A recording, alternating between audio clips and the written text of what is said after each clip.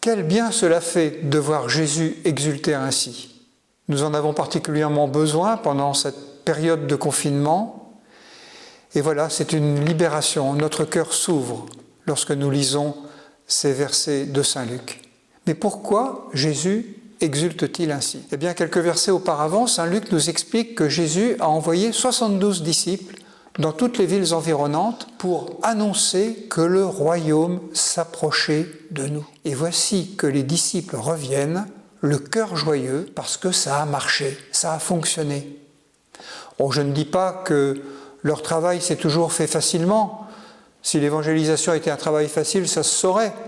Mais même si on leur a quelquefois fermé la porte au nez, même si on ne les a pas toujours écoutés, même si parfois on s'est moqué d'eux, ils ont eu le sentiment que Dieu ne les lâchait pas, que Dieu était avec eux, les inspirait, les soutenait et ne les laissait jamais tomber. Et Jésus se réjouit avec eux de ces beaux fruits de l'évangélisation.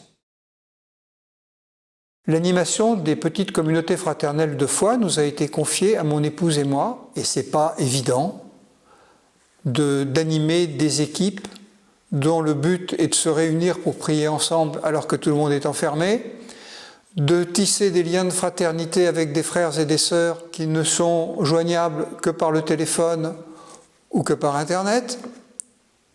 Et c'est encore plus difficile d'annoncer la bonne nouvelle dans un monde où les nouvelles ne sont pas bonnes. Et pourtant, c'est ce à quoi nous sommes invités.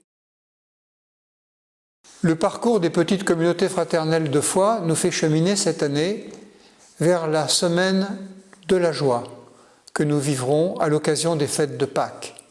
Et cela, nous le ferons que la Covid-19 le veuille ou non. J'ai mis Yahvé devant moi sans relâche. Puisqu'il est à ma droite, je ne puis chanceler. Aussi mon cœur exulte, mes entrailles jubilent, et ma chair repose en sûreté. Tu m'apprendras le chemin de vie, devant ta face plénitude de joie, en ta droite éternité de délices.